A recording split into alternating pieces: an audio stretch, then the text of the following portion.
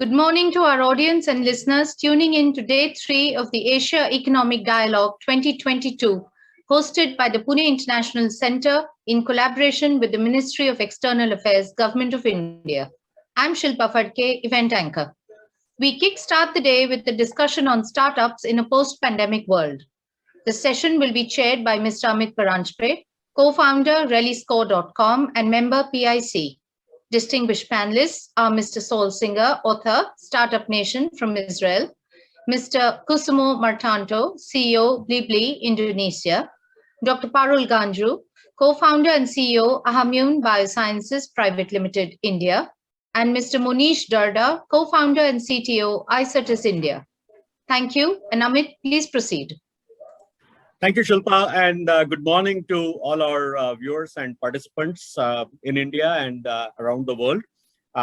It gives me great pleasure to host this session. I'm going to be very brief so that you are able to hear from the four excellent panelists that we have here.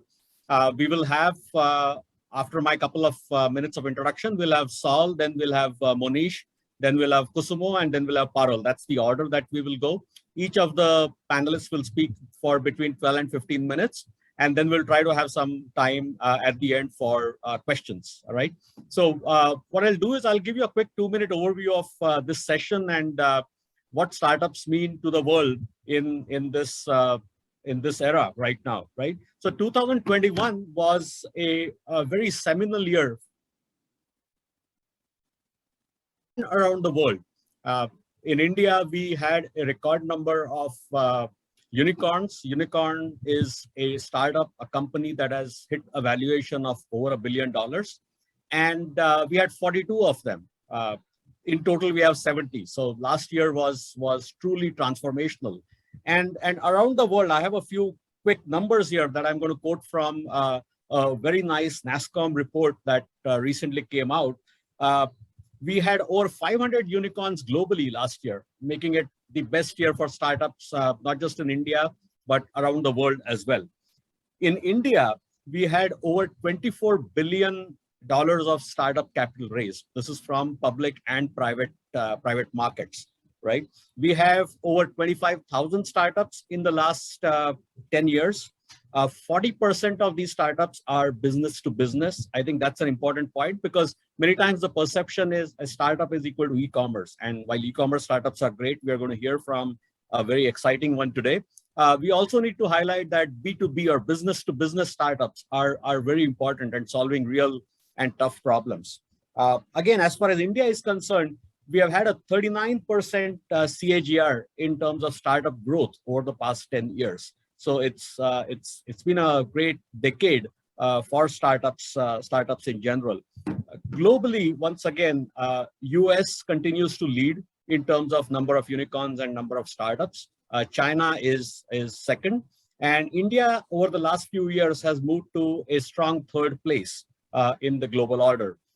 Israel, that we are going to hear from Saul, is at the 4th place, and that's an incredible achievement for that country, followed by UK and Germany. So that's the startup ecosystem in the world. There's a lot of good activity in Asia, in Singapore, in Indonesia, and we hope to hear about Indonesia and the region from Kusumo. And we will also talk about a few things about what startups mean in this era, right? So the kind of things that I'm going to quickly talk about and then the panelists are going to expand on are what are the new challenges that the pandemic has thrown at us, right? And how can really help deal with those and really make the transformations needed for this decade and beyond. So healthcare has been the biggest challenge over the past 2 years. We have seen great activity in vaccine development, drug development, diagnostics, devices, testing, and a great area for startups. Remote work has obviously been a huge thing as everyone has been working from home and trying to make most productive use of that. So online platforms, security, cloud, same with remote education. Similarly, we have seen huge supply chain challenges globally in terms of semiconductor is just one example, how even today we can't get a car quickly because of semiconductor shortage. And there are e-commerce, food service delivery, which has again completely changed the face in India. financial services, digital payments. So a lot of interesting areas and opportunities have come up in the last 2 years, particularly while they were growing before. So very exciting times, and hope that we will hear a lot more about those from our great panelists. So without much ado, I'm going to invite Saul to talk about his presentation, and hope to learn a lot about the innovation culture about the amazing startup nation that's Israel. Saul, over to you. Thank you so much, and I wish we could all be together in person. I'm sure next year. We shouldn't promise too much, but it would be amazing to start to be together in person again. In any case, I'm happy to be speaking to you from Jerusalem, actually from my home, and it was also an incredible 2 years in terms of startups in Startup Nation. It is kind of crazy. I think a lot of us, when the pandemic started, thought that venture capital would probably be hard to find. And in fact, it was essentially a boom year across the world in 2021, even stronger in Israel. We received about $26 billion in venture capital in 2021, which was about 2.5 times the previous year, which itself was a record year. So it's kind of gone crazy. We do have over 50 unicorns, depending on how you count. Also, I was curious whether the rise in all of this in Israel was proportional to everyone else, because the tide was rising, raising all boats, and I looked at some figures. It turns out in the United States, over the last 2 years, venture capital grew by 120%, which is a lot. But in Israel, it was 230%. So our growth was actually disproportionate. But for us, and I think for other countries like India, what's happened over the last year or two has been really transformational. It's been a step change, because in Israel, for many years, when we wrote Startup Nation, which came out about a decade ago, we would build, relatively small companies that would sell to the big companies, and if they sold for a couple $100 million, that was a very big deal. It was a big success.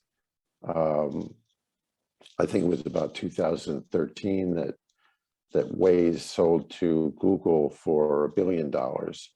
Waze, the navigation app, and that was kind of considered a watershed. That was like aspirational to sell for $1 billion, and now we're getting IPOs on NASDAQ for multiple billions, 5, 6, 7, and Mobileye, which is a driverless car technology company, sold a few years back to Intel. Now I'm blanking on. It was nearly $10 billion, I think. Yeah, I think it was about $10 billion. But now, and Mobileye stayed in Jerusalem, where I am. Thousands of workers started actually growing substantially in Jerusalem after it was sold to Intel. And now it looks like Mobileye will be privatized, will go back to being a public company, and they're expecting a valuation of about $50 billion, which is crazy. And what's also crazy is that, we actually interviewed Amnon Shashua, the founder and CEO, and he pointed out that Intel is a value company. It's not, and Mobileye is a growth company. And so I don't know what the valuation of Intel is today, but a $50 billion uh, uh, IPO is, a significant amount of money for Intel, so that they can use to buy, to build fabs and things like that. So it's just crazy that Intel is now, trying to really boost its standing through an Israeli company. Anyway, so the big step change here is that the rap was on Israel, and it was definitely true that we were great at doing startups, but we couldn't build larger companies. And there was good reasons for this.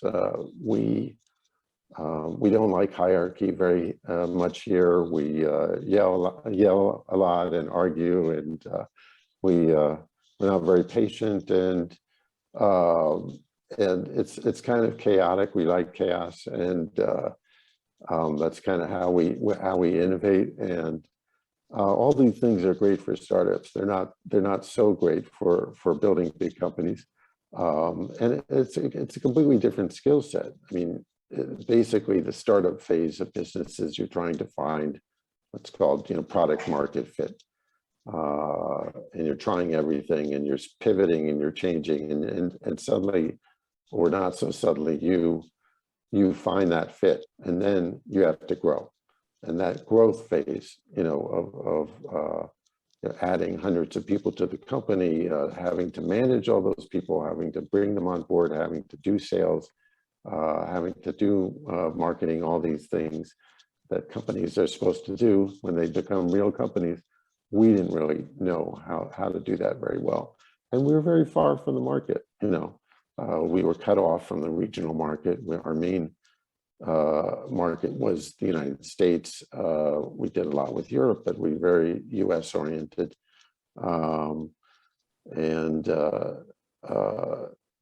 So that scaling part was particularly hard when it came to being far from the market.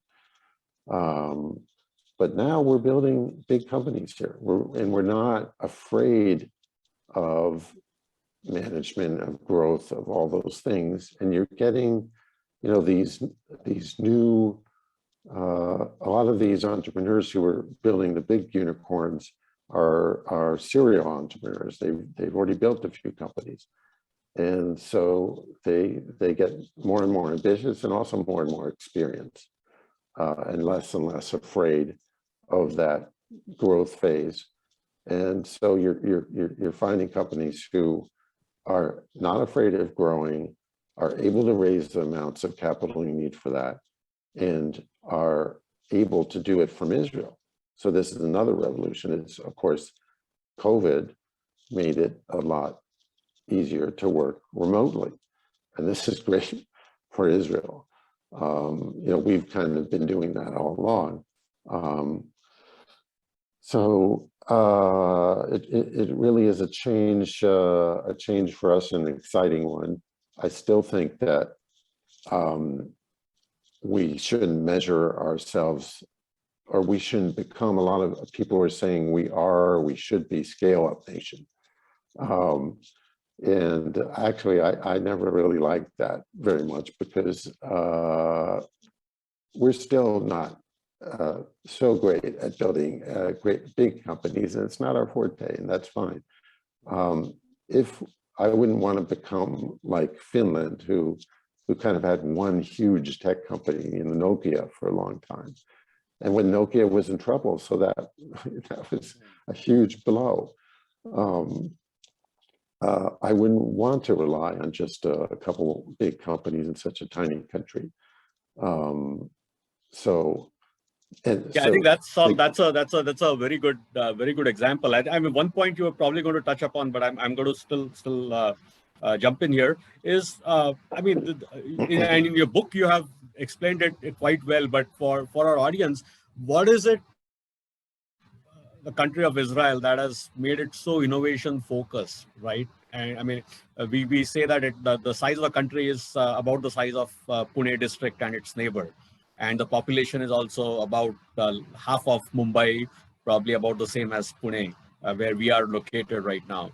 And you have 50 unicorns. So what is the secret sauce that has helped you over the past so many decades? So we wrote about many different factors in the book. The first one I like to mention is that Israel itself is a startup. And by this, I mean, I don't mean that it started at some point. Everything starts at some point. What I mean is kind of more technically, in the sense that a startup is something that requires a tremendous amount of determination and willingness to take risk to get off the ground.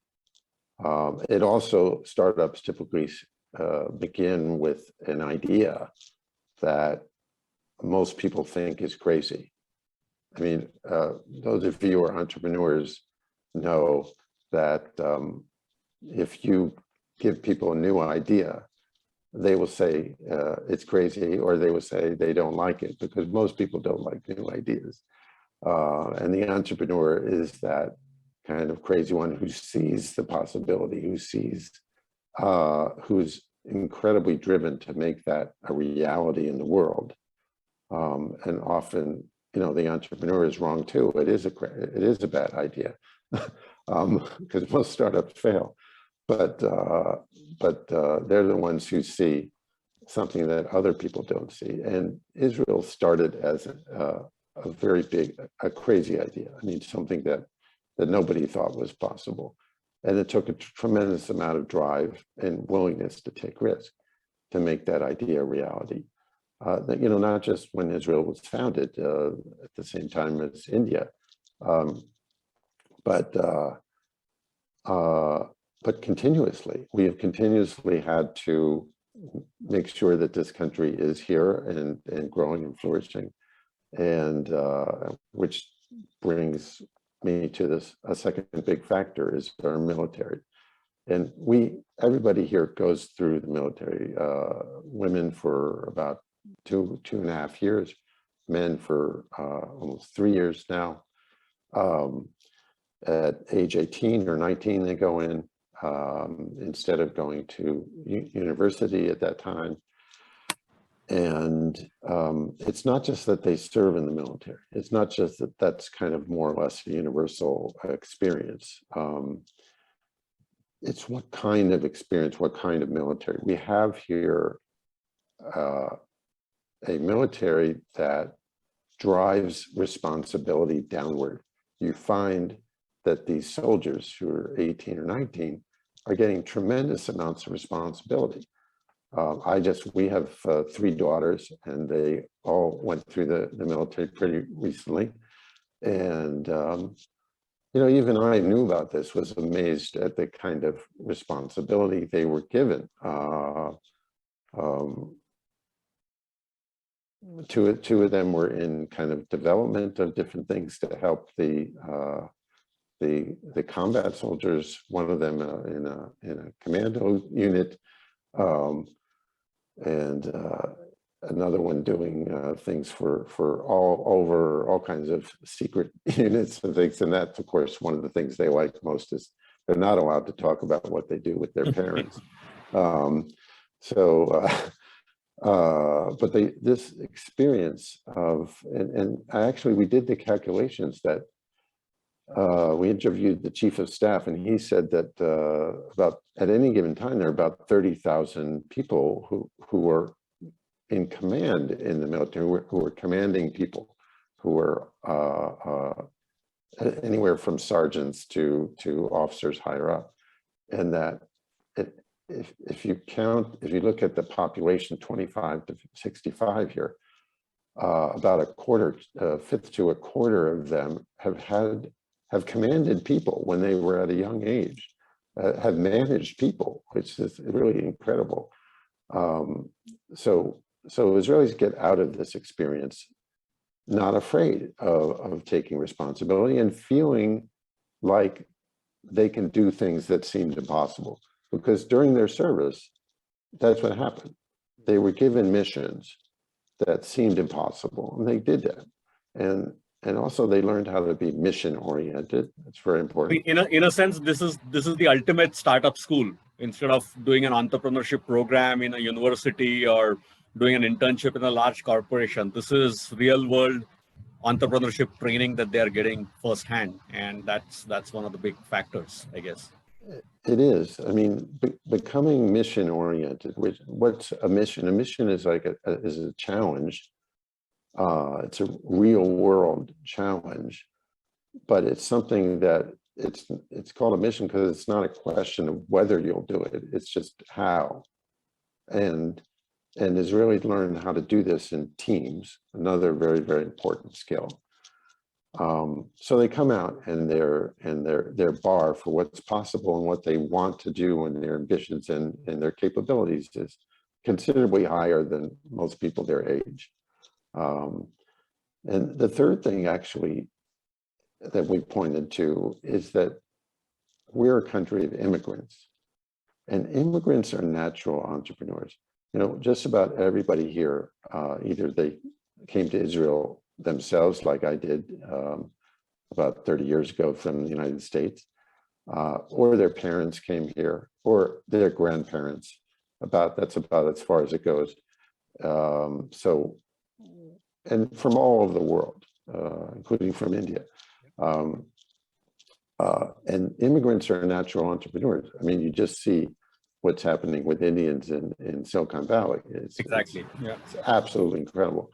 The immigrants are very driven. They were driven to move from one place to another. And they're willing to take risks because they took a risk when they did that, when they just pulled themselves up. And actually, I find that I think that even within a country, there are immigrant experiences. A lot of people do not live in the country, in the city that they grew up in. And this immigration to the big city, I think can have a similar effect. So even within India or within other big countries. So, you know, so they have that determination and willingness to take risk. And we're a country of immigrants. So there are many other factors we talk about in the book, but that's like a no, I think I would again urge everyone listening to read the book. It's 10 years old, but it's still as relevant as it can be. Thank you, Saul. We'll come back to you with some questions at the end. I'm going to now turn over to Monish. Just a note, we are very thankful that Monish could join today.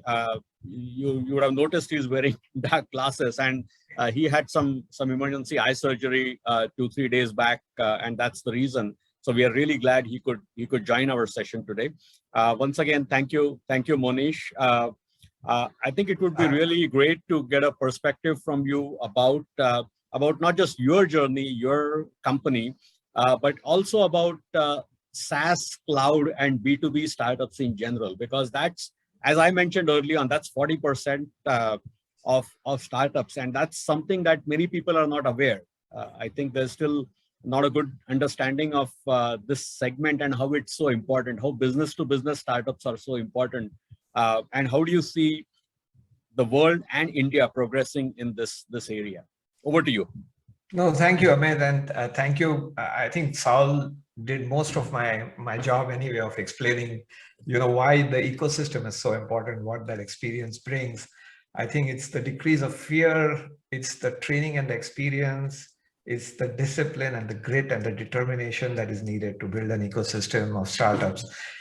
I'd love to, you know, I mean, if you permit me, I would love to digress a little bit, and I would like to cover an area that Saul mentioned and go a little bit deeper, peel the onion in terms of, hey, what makes a country or an ecosystem become startup friendly, so to speak, and what has the last 2 years got to do with it, and especially in India, which has actually been, you know, not a startup culture in the software industry. At least it's been an IT services culture for a long time, and then in the last few years it's just gone through the roof. And I think it is very interesting to see how that happens and then apply it to enterprise SaaS globally as well. And some of these lessons are very interesting in my mind. As ICERTIS, we went through these lessons as well. I think the first one, which was very interesting, was that in India, we had the market, which probably, you know, is Israel doesn't, the local market, right? Is the economy and the size of the market and so on and so forth. So B2C companies, looking at a model that has worked elsewhere in the world and replicating in India was relatively easy if you had the experience, if you had the political kind of will, and then the whole ecosystem of, hey, is there money in there? Because you need a lot of money to seed especially a B2C business where you are actually replicating something that has worked elsewhere. All of this came together a few years ago, maybe this decade, starting 2011, 2012, where money, the political will, the whole ecosystem of people who have now had 20, 30 years of experience in IT services, working with some of the largest companies in the world, kind of taking that experience and saying, hey, we could actually apply our experience and build something on our own. And that thought process actually started. And working to the Indian market, just kind of starting with the Flipkarts of the world and the Mintras of the world, making B2C successful. Everybody knows that story, right? But it kind of sparked that wave of saying that, hey, entrepreneurship at the highest levels, at the billions of dollars levels, is possible and it's never simple, but with a relatively simpler ecosystem implementation, right? And I think that is where, for India, that's where it started. That's where the wave started, as probably, I'm preaching to the choir here. The second thing that happened is, obviously in India, there's been a very young population, right? It's a young country, again, like Israel, comparatively, just if you look at it, not from a roots perspective, but from an age group perspective. So if you look at the number of people in the age group who are willing to spend and who have extra money, that segment is very large, right, compared to some of the other economies of the world. And then, of course, the US and China are exactly the same, right? Internally, their economies and the spending power internally in the country are very, very strong. So those two things kind of came together to kind of start that revolution in my mind, and it was coming. I think the interesting part where it comes to enterprise SaaS is the big difference between the first thing that happens with an enterprise SaaS company, especially a startup, is for large companies to say, I'm okay to try out a product from a startup. That mindset is, coming to that mindset in the larger companies is very hard, usually. It takes time. And in India, most of the large companies were either family owned. If they were publicly owned, they were still, governed very tightly with a few, few people. It was also, I remember 20 years ago, people hated to pay for software. From there. Right. So it's a change in thinking as well, in terms of, how you think about IT, how you think about software, technology, drones, all of the high-tech stuff that can make a business actually run better. And that change actually started happening in the last 10 years in a big way. And two factors in my mind drove it. One factor, which was very critical, was that enterprises were actually now competing with global companies. Indian companies were competing with companies from the US, from Europe, from all over the world. They had people come in, that's the second factor, coming in from those companies, from those economies, and coming back to India. I think that move significantly changed how people thought about, the experience levels in India, which meant that, people who had already worked with large technology implementations, large projects, digital transformation, actually started coming back to India and working with these companies to improve overall operations. I think that transformation, though subtle, was actually a very big psychological transformation in terms of how large companies worked in India. And that kind of seeded the enterprise SaaS business. Because when we started in 2009, and contract lifecycle management there were like 120 vendors. Then it was glorified document management.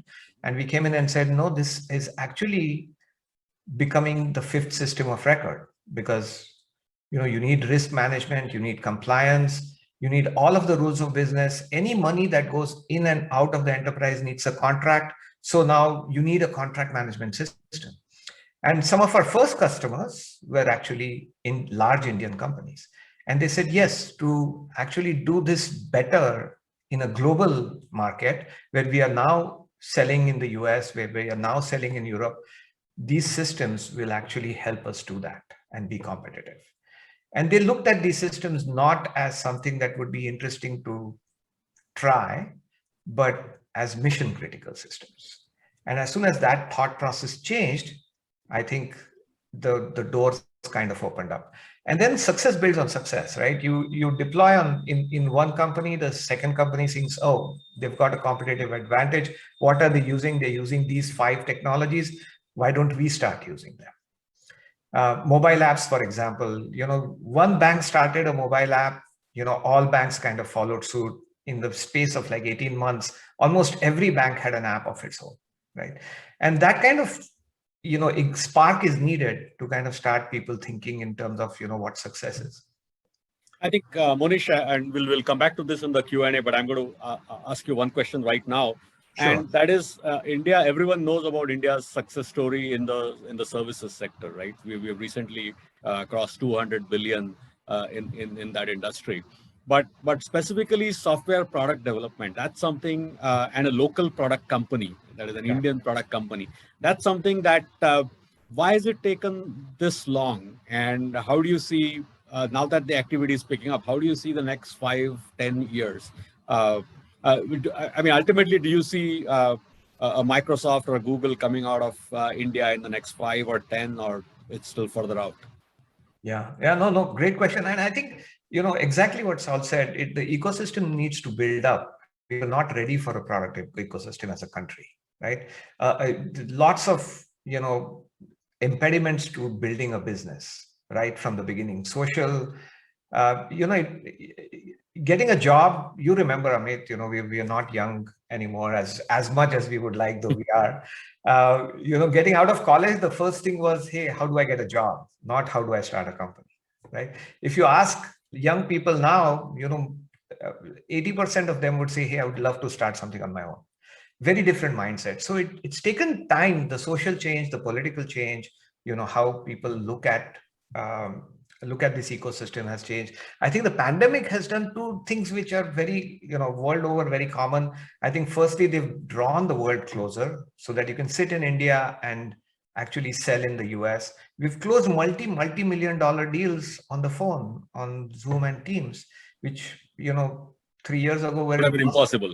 Impossible to close, right? I mean, absolutely. So everybody knows that's definitely happened. And what that does is just drops down barriers in terms of, if you have a good product and a product market fit, the world is yours, right? You can sell anywhere. The cost of getting in, if you think about 15 years ago what the public cloud did, right? For companies like us, if you had to compete with the large oracles of the world, for example, we didn't have the hardware to manage large customers, or even provide the hardware to large data centers, 5,000 servers, to kind of run a enterprise SaaS platform. The public cloud just opened it up, saying, hey, you start with one machine, you pay by the hour. Now you pay by the second, actually, for a virtual machine, not even by the hour. And they said, hey, you could farm it out and expand it and scale it out in 5,000 machines like this as soon as you had the money. So that scale up was now available to startups. And it's exactly the same that's happened here. That scale up became available to startups because startups now can actually sell in the US, can sell in Europe without spending millions and millions of dollars in sales and marketing upfront and having offices and travel and so on and so forth. So I think that's definitely made a massive difference. I think in terms of what will happen in India, if I had to look at the crystal ball, and some of the crystal ball looking at, we've already done at ICERTIS, we turned unicorn a few years ago, and 6 months, we were one of the first enterprise SaaS unicorns in India, Amit, as you know. But as we turned unicorn, we knew 6 months before that we were going to have that kind of evaluation. So it came as no surprise. What came as a surprise was the speed with which we went from 1 billion of valuation to 5 billion of valuation. Incredible speed, right? And I think one of the reasons obviously was the effects of the pandemic. That, one was of course the availability of capital, and Saul already talked about that. I think the second one was, hey, now the world is smaller. You can actually aspire to be a large company, and a very large company at that, if you have the right product market fit. So I think now we have the economy, we have the market, which is in the country. It's a massive market. We have the right age group for entrepreneurship and for spending, which is very critical. That's what the US saw 30 years ago. We have a very interesting combination of people coming back to India and seeding a lot of these startups. We have startups like ICERTIS now actually giving rise to more startups, where people have now seen that transition. They know how to deal with large customers. They know how to deal with venture capital. They know how to deal with scale. They know how to solve these problems on the ground. And now they're taking that experience and they're building their own. The fourth major factor in my mind is that I think the speed with which we can now develop, right, software, and especially if you look at enterprise SaaS, has been unmatched for many, many years. We've been doing this for the largest companies in the world, right? Google, Microsoft, if you look at any of the large manufacturing companies, pharma, healthcare, all of them have had large development centers. The financial companies, talk about Merrill Lynch, talk about, any of these large global companies, they've all had centers in India. They've been doing IT and software development in India for a long time. All the banks, right? Everybody. So software development at that level is not new to the country, right? Now the question is now, that talent is now getting into startups, which means I think there won't be one or two Googles and Microsofts coming out of India. If I'm right, and if I'm looking at the crystal ball right, there's going to be like 15 or 20 of them coming out. I think there is this huge opportunity that we are sitting on right now, that multiple factors are kind of contributing to it. And if you look at the CEOs of the largest companies in the world, the software companies in the world, they happen to be Indians. Right. Right. Right. So I think, you mentioned an interesting point, and there is some commonality here between at least three of the panelists here, and which is they have brought back the US experience back to their respective countries. You yourself, Saul, and our third panelist, Kusumo. The other interesting thing about Indonesia is, like US, like India, it is also a large domestic market, the largest domestic market in the region. And it will be very interesting for us, especially here in India, where a lot of our viewers are from, to learn a little bit more about the startup ecosystem in Indonesia and in the region. And Kusumo, would like to hear, to know a little bit more about your company, about e-commerce, and about your view of the overall region.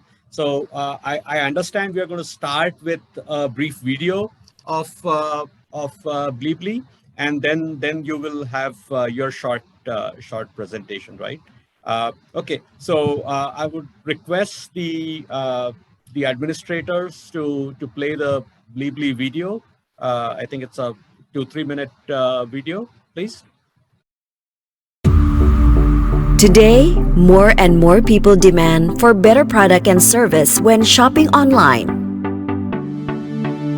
That's why Blibli innovates the happy shopping experience as the next level of customer satisfaction. Blibli builds the most trusted e-commerce platform by focusing on 3 business models: business to customer, business to business, business to business to customer. With more businesses join, Blibli becomes one-stop shop for various products, from digital products, modern retail products, to travel products. Up to now, local and global brand partners have been selling millions of products. Blibli also provides end-to-end service to help partners achieve success in online business, from the back-end facilities, merchant training, powerful business tool to track transaction in real time, best marketing solution to gain more potential customers, fast response solution, handled by exceptional customer service in the various forms, and merchant center. Integrated promotion with a wide exposure across channel and strong social media presence. To capture customers' ever-growing demands, Blibli keeps bringing up exciting innovation, like secure payment with various benefits, all backed up with trusted payment partners. Blibli in-store, innovation to bring the convenience of online shopping to offline store. Click and collect, innovation to bring seamless shopping experience. To fulfill customers' needs efficiently, Blibli integrated warehouse service is supported with a wide distribution network and equipped with technology-driven inventory management. A secure shelving and storage to keep products in shape and stay fresh. And to protect goods from costly error, Blibli puts forward a standard quality checking and offers various packaging solutions.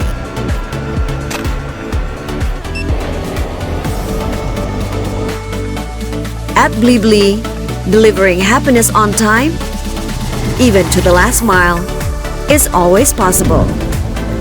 By using Blibli Express service or the trusted logistic partners across Indonesia.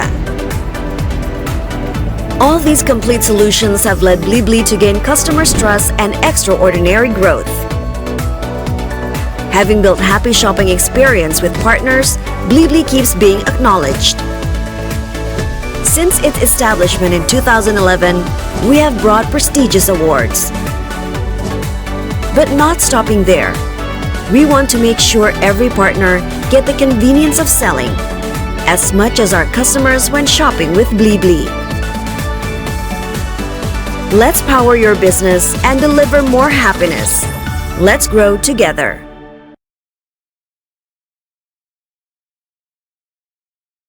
Thank you for playing that video. Kusumo, over to you. Thank you, Amit. Hi, everyone. I'm pretty sure everybody has a great session so far, including myself, listening to all other panelists. So I think you've seen the brief introductions about our company. We started back in 2011. Even the video probably doesn't show everything because during the pandemic we grow so fast, which I can later on explain a little bit. But I think more importantly about the Indonesia and Southeast Asia, right? I think this region becoming one of the hottest region, starting about I would say 6-7 years ago, after all the investment to started flocking into China and of course India, right? When a lot of investors start looking for what's next, then Southeast Asia becoming the destinations. Because I think it's always right when you're trying to invest on something, there's always supply and demand, right? Southeast Asia is the home of close to 600 million people. 600 million, that's a lot. Now, out of that 600 million, Indonesia, which is the largest country in Southeast Asia alone, right now has more than 270 million people. And I think one of the beauty about Indonesia is the demographic, right? We have more than 60% of our population is actually below 40 years old. So imagine of the kind of adoptions, the kind of transformations that this country create the potentials for a startup or even for big companies. However, we must admit that there's still quite a lot of challenges, right? I remember about 10 years ago, and we were considered one of the first wave of technology startup in Indonesia. It's kind of mind-boggling when we wanted to start this business, right? We did a little bit of survey. I went back to my hometown and then talked to a lot of people, and I asked them like, okay, are you using internet? And some of them said no. And this is just 10 years ago, guys. Okay.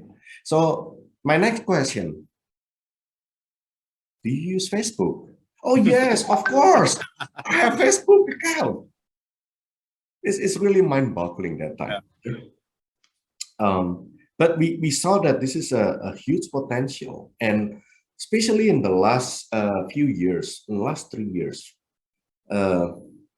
being the first wave of technopreneur in this country, I also see that there's been a lot of a great and positive development, whether it's the startup founders quality, whether the technology, and also the availability of funding. Because in Indonesia, in the past, and somehow this is also kind of boggling my mind, that a lot of big companies, when they come to Southeast Asia, they always think about Singapore, right? Yes, Yeah. Singapore is a great country. But with all due respect, Singapore only have close to 6 million people in their population, right? And there are so many global companies trying to do everything remotely to cover the whole region from Singapore. And this is one of the key points that I wanted to also mention here. Southeast Asia as a region, yes, that's true.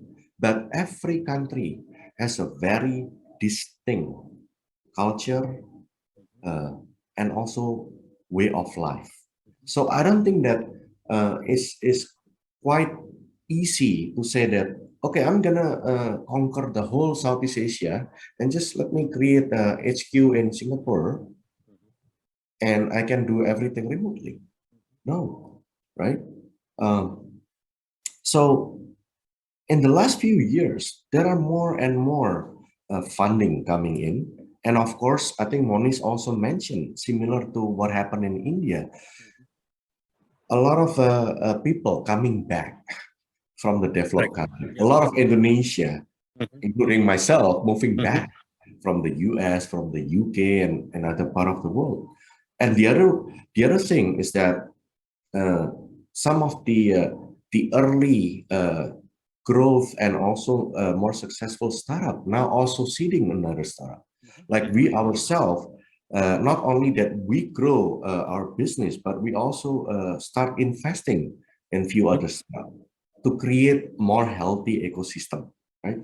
So all of this really, I think is a great thing. The digital economy of Indonesia as of last year is expected about 70 billion US dollar, and it will keep growing to become close to 150 billion in 2025, where we make up about 60+% of the whole Southeast Asia digital economy.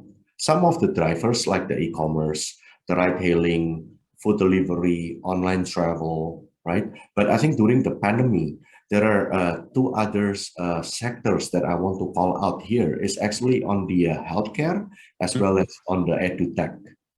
Those two are flourishing now. There are a lot of startups coming in, right? And Indonesia now is a home of about 2,300 startups, I would say. And I think in terms of unicorns, the number of unicorns, of course, we're still behind India, Israel, and any other countries, but we're learning from it, right? So right now we have about 12 unicorns and decacorn, and I feel quite positive that this number is gonna keep growing.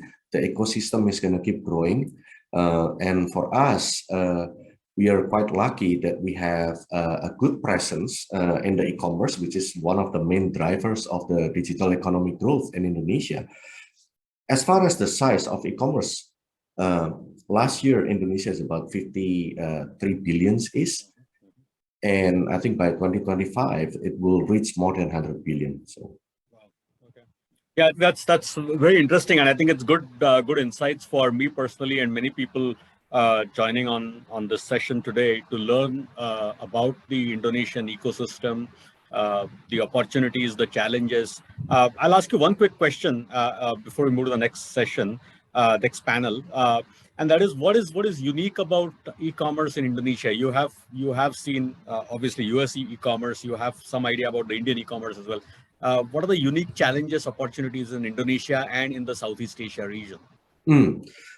Specifically for Indonesia, I think the number one challenge is probably assuming that right now the internet connections, broadband, everything is all available, right? Because the world is getting smaller. But I think when it comes to physics, right? Indonesia is the archipelago country. We made out of the 14,000 islands, right? So obviously, the capability of logistics and distributions is one of the huge challenges of Indonesia. The second part is actually on the payment side. But I think we start seeing that in the last few years, that payment where in the past people leaning toward more of a COD kind of a thing is no longer there.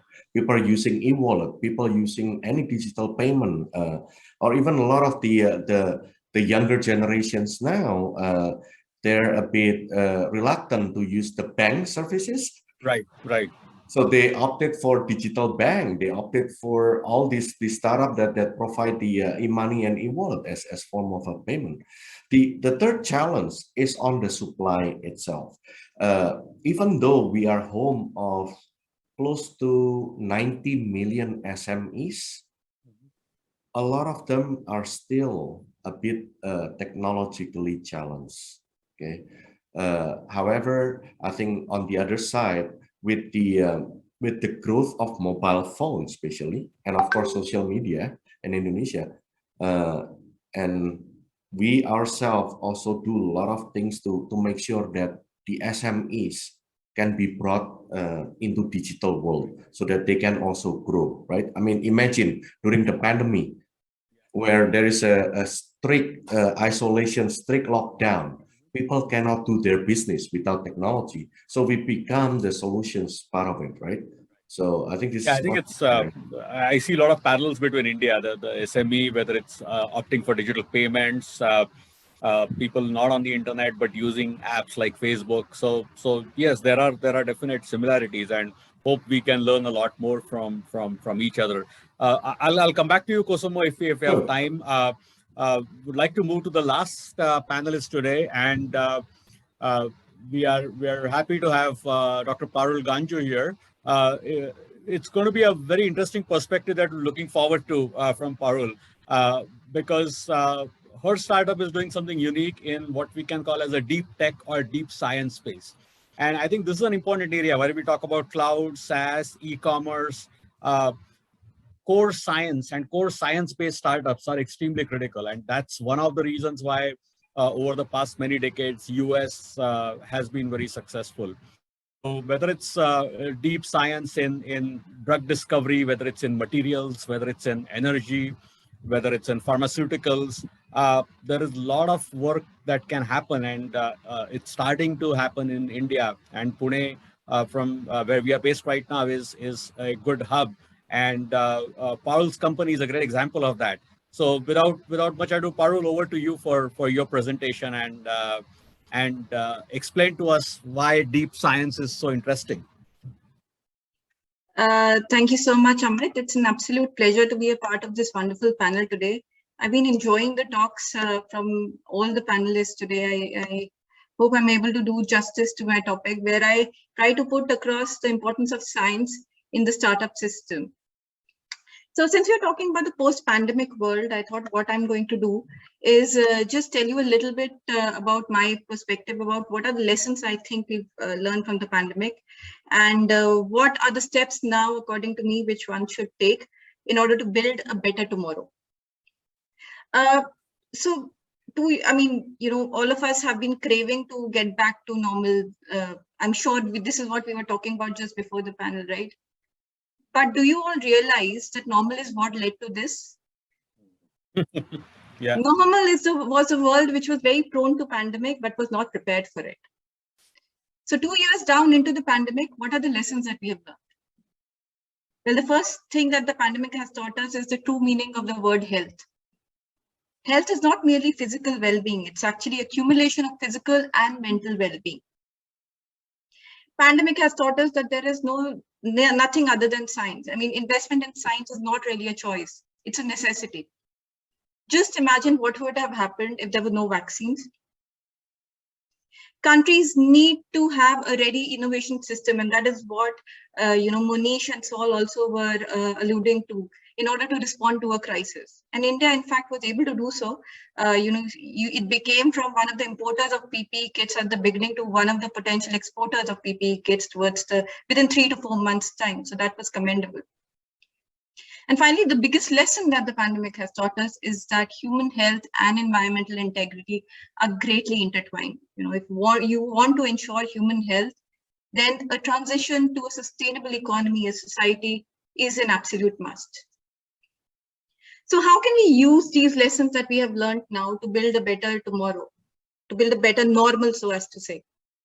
Well, my answer to this is only through science and technology.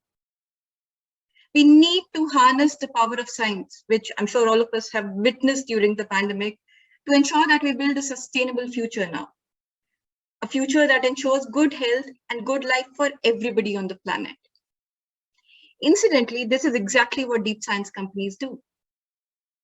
These are the companies that build on their new knowledge, they make discoveries, and then they work towards taking these discoveries to develop solutions and products that can be useful to solve real-world problems. The difference between these companies is that they're largely mission-oriented. I mean, they're there to solve the big problems of the world. They have a bigger picture in their mind. Many times these problems are real threats that are currently facing the world, like climate change, energy crisis, the rise of chronic diseases among the human population. Now, since they are largely discovery-oriented, a lot of research and development requires to take a product into the market, which makes the gestation period for these companies very long. So discovery is also inherently associated with failures. That's why these companies require a lot of investment to be put in before a product can be marketed.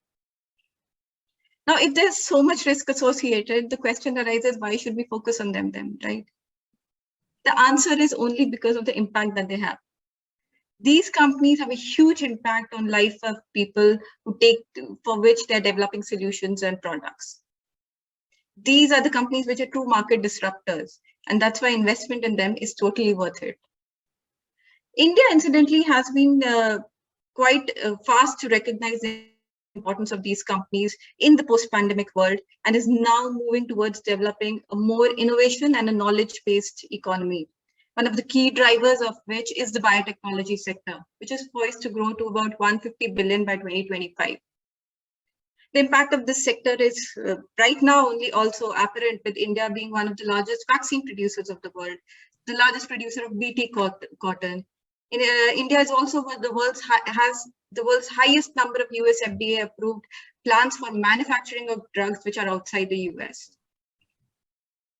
Further, India is also now developing and deploying indigenous solutions based on this biotechnology sector to solve problems of health, agriculture, animal husbandry, climate change, energy, etc., and is slowly moving towards this mission to attain self-sufficiency, the mission of Atmanirbhar Bharat.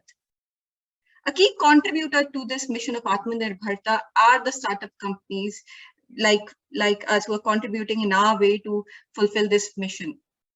Incidentally, India, as Amit was mentioning, is now the third largest startup ecosystem in the world, And the number of biotech startups, which are the risky startups which are there, are poised to grow to about 10,000 in the next 3 to 4 years. These startups are leveraging the advantage that India offers to them. And with a large number of research institutes to the level of IIScs, IITs, ICERTIS, NII, these startups have access to the best pool of skilled manpower who are ready to do innovative work. The country itself, the government itself is setting up a lot of policies under the Startup India Action Plan, which allow the companies to focus more on their work. They're setting up easier compliances. The government is providing tax exemption for investment above the fair market value. It's also helping startups file patents. So this way, the startups can focus on their work and not on other things.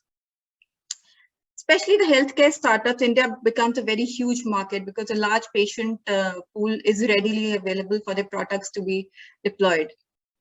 And finally, our government is also setting up a lot of incubation centers, which are required to support startup companies in early stage of development so that they can carry out scientific innovations to develop products and solutions. One such incubation center, which is at the heart of Pune and is supporting startups throughout the Pune city, is Venture Center, one of India's largest science-based incubation center. Venture Center provides these startups with the right ecosystem that is required. It has physical incubation facilities. It provides with them the technical assistance that is required with the right set of equipment, right set of technical advice. It mentors them with the right set of people. It allows startups to network with investors, with regulatory agencies, etc., which allow them to work towards their innovations. Venture Center incidentally boasts of over 50 startups currently associated with them, which it is helping in sectors like medical devices, diagnostic, therapeutics, agriculture, and energy. Now, incidentally, it was because of the Venture Center's support that several of the startups were able to pivot and use their technology to solve the problem that COVID-19 brought about with it. Let me give you a few examples of how Venture Center startups rose up to the challenge to find solutions to COVID. Now, My Lab Discovery Solution, which I'm sure all of you must be aware of, has developed India's first CDSU-approved ingenious RT-PCR and antigen testing kit. Black Frog Technologies developed a portable refrigerator to solve the problem of last-mile cold chain transport of vaccines. Jeeptronic has developed world's first without battery-operated defibrillator for helping the terminally ill patients which require emergency response. Omni BRX has developed a pioneering scalable bioreactor which can be used to scale up vaccine manufacturing. We Innovate Biosolutions has developed an ethanol-free sanitizers to allow for the prevention and the control of infections. Generic Membranes has developed an oxygen enrichment unit, which uses their proprietary hollow fiber membrane technology to help COVID-19 patients. So while this is just a snapshot of what the companies have done, there are almost 20 companies closely working to develop solutions to solve COVID-19.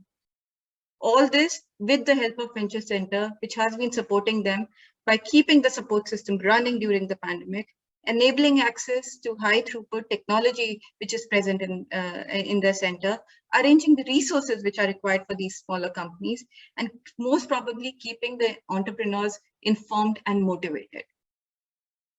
We are very fortunate to be a part of this vibrant ecosystem in Pune, and Venture Center has been supporting Ahammune in our mission to solve the problem of chronic skin diseases. Incidentally, skin diseases are a massive health burden throughout the world, with over 900 million people affected by them. These are the patients who live a life of constant fear, a fear of change in appearance, a fear of the stigma that comes associated with skin diseases. At Ahammune, we are there to remove this fear and stigma by providing these patients with new and comprehensive treatment strategies that we are developing in our lab. Now, as the first scientific program, we are developing new drugs for vitiligo, a disease where white patches appear on the skin.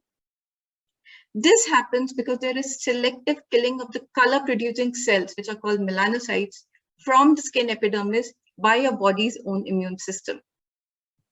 Now, the picture over here is an apt representation of what a vitiligo patient is going through. They really want to hide from the world, but unfortunately, they are unable to do so because vitiligo is for everybody to see. The sad part is that till now, there is no approved drug for vitiligo. And it is this lacuna that we at Ahammune are striving to fulfill with our first safe and targeted treatment for this disease.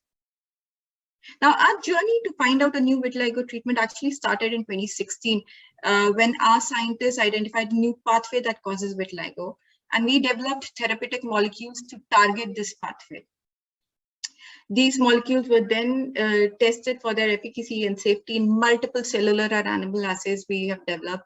And after rigorous testing, we identified a small molecule that we call AB1001 as a potential new treatment for the disease.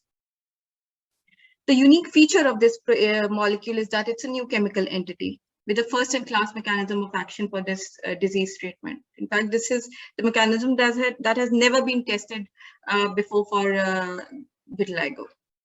And over the last 3 years, we've completely developed this molecule into a drug candidate and are now super excited to start our first in human trials with this molecule now.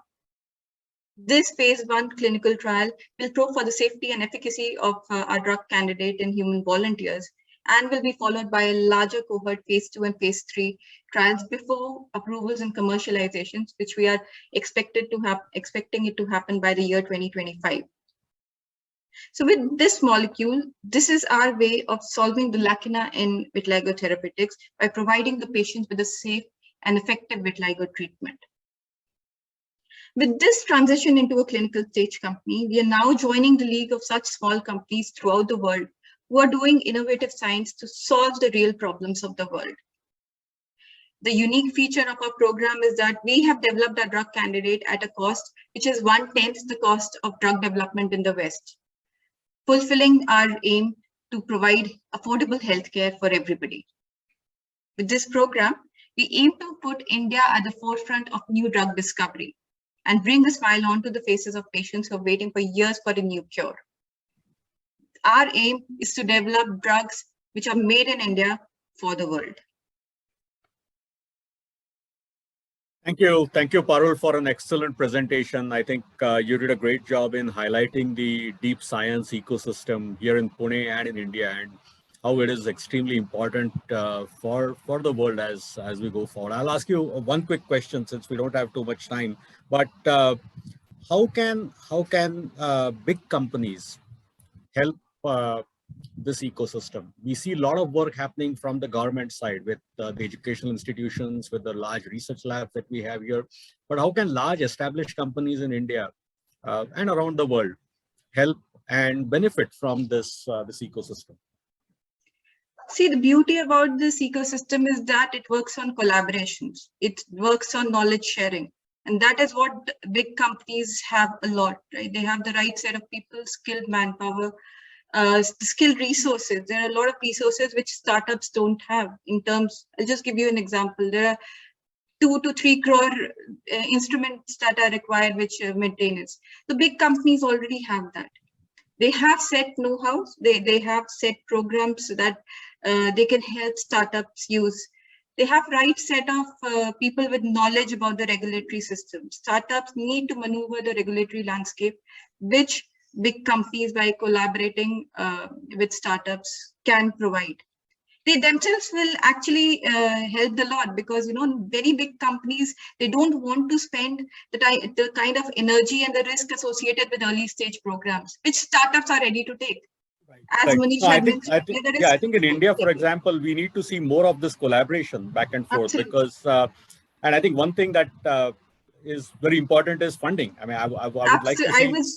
Yeah, go ahead. Sorry. I was just about to get to that fact, Amit, and you have rightly alluded to it, that as I mentioned, investment in deep science is what startup needs. Indian ecosystem, the investor ecosystem is still slightly hesitant to get into that, but it's changing. That's the positive thing that is happening. these bigger companies understand this. These bigger companies understand the amount of money required, and with that help, both bigger companies and smaller companies can benefit, and actually something meaningful can come out for the patients. That's exactly what we need. Thanks. So we just have 5 more minutes, unfortunately. So I'm going to ask one quick question to the other 3 panelists. Hope you can answer in less than a minute. Kusumo, you briefly alluded to the supply chain, but I think it will be interesting if you can share some more interesting insights about the supply chain challenges that are unique to Indonesia and how you address those. Yes, I am. Yes, I think like I mentioned earlier, right? Because supply chain, Indonesia as a country is an archipelago country. So somehow any companies, you have to be able to leverage all mode of transportation. Yeah? And of course, I would say that Indonesia has Indonesian government has put a lot of attention on the infrastructure development only in the last 8 years or so, sadly. Okay, so what we're gonna do and what we have done is, since the beginning of Blibli, we had no choices other than we also invest and develop our own fulfillment and logistic capabilities to complement the 3PLs that we work with, right? So right now we operating more than 15 warehouses across Indonesia with more than 30 plus hubs across Indonesia, couple thousands riders or courier, right? And this thing, we also see that it become a potential. This becoming a new business potential even for ourselves, right? Because logistic for Indonesia is still gonna be here, right? As long as you're still dealing with the physical goods, you need the logistics. Yeah, you can't have it online. I think last mile delivery and indeed the overall supply chain and logistics challenges are going to be huge in this world, because that's something that can't be put on the cloud or made offline. I think India as well has learned that quite well over the past 2 years in particular. And Monish, I think we saw it also, I mean, right? Sorry, we saw it also during the pandemic, right? A lot of people get really disrupted when it comes to supply, because 33% of the global supply chain is coming from China, right? Yeah, so of course. on the I think how you're done. Yeah. Right. So I think, I mean, supply chain is indeed a huge challenge that startups have faced. Indeed, the entire economy has, the global economy has faced, and startups have been quite innovative in addressing some of these challenges, at least at their level. Monish, another quick question for you. Where do you see the SaaS opportunity in India in 2025 and in 2030? As I said, and I actually, I was, I couldn't resist commenting on one thing that you mentioned on the supply chain in Indonesia. I think there's one idea startup will come up with very quickly at some point, is to make sure there is 3D printing available to solve the supply chain problem. So at some point at scale and with, complex materials as well. But yeah, coming back to this, I think, as I said, I think this is a wave that is now very hard to stop. I think the B2B SaaS in general, the idea of composable apps, which a lot of analysts are also saying is the next wave of the future, where you are actually building your digital infrastructure in an enterprise by composing it with multiple apps, is going to be very, very important. And things that you cannot avoid, right? For example, what you do with your supply chain, what you do with your compliance, what you do with your risk, what you do with your people, what you do with your manufacturing planning, your finances, they're all going to be composed with multiple services. And that's where enterprise SaaS plays a huge role, because that's where you weave the fabric of the enterprise, you weave the fabric of commerce by composing all of these services. Now, there's no technology, no company in the world that is actually going to be able to solve all the problems in one place. It's all about, putting all of these things together. Right. And that's exactly what SaaS does, right? Software as a service essentially is meant to kind of have plug and play components to weave a fabric together. And I think in India, that opportunity just goes sky high as everything else builds up. Very interesting. Saul, I think you'll have the last word on the panel. With your extensive research of startups and innovation, and particular to Israel and to the world, what would you say are the 3 or 4 top things that the world needs to do to become a startup globe, from a startup nation to a startup globe, if that's a term? So the amazing thing, of course, is that it's happening, and it's happening everywhere. Before the pandemic, I was traveling all over, and I saw startups everywhere, of course, in India, but in Vietnam and Kenya and South America. And it's just taking off because of the factors that were talked about earlier about the accessibility to cloud and things like that. I think what's overlooked is the importance of working with other ecosystems, of connecting to other ecosystems. There's something called Startup Genome that rates the strength of ecosystems. And one of their 4 factors, I think, is how connected is the ecosystem to others. And that's because when you think about it, it's obvious that if you have 2 ecosystems, and one is just country, it's just trying to do everything itself, and the other is working hard and to become a regional and global hub of startups, which ecosystem is going to grow more quickly. And I think there's a very important lesson for us here, Israel, India, and Indonesia, that, you know, a lot of people, when I speak, they say, you know, how can we be more like Israel? And I think it's really, how can we work with Israel? Every country has its own culture, its own history, its own startup story that's based on that culture and history. But we need to work together more. And you know, we work a lot with Silicon Valley for many years, but you know, we're kind of a mini Silicon Valley here in Israel, and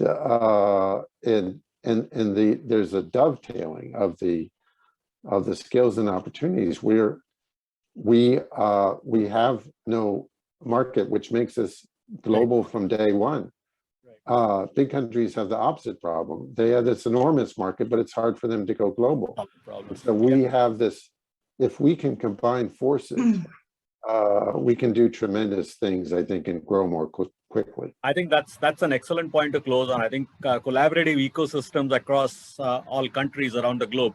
I just can't resist but make an interesting anecdotal observation, trivial observation here. We have India, Israel, Indonesia, and we're talking about innovation. So the 4 eyes, if I were to call them. But thank you very much to all my panelists, Dr. Parul, my friend Monish, my friend Kusumo, and Saul. I learned a lot. It was great. We could have gone on and on, but time is off limit. I'll mention that all of the panelists are available on social media in case you want to reach out to them. You can try contacting them on Twitter. Once again, thank you very much, and over to you, Shilpa.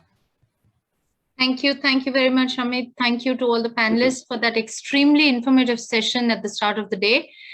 Please note that we will be back in about 12 minutes at 12 noon. So please tune in then. See you.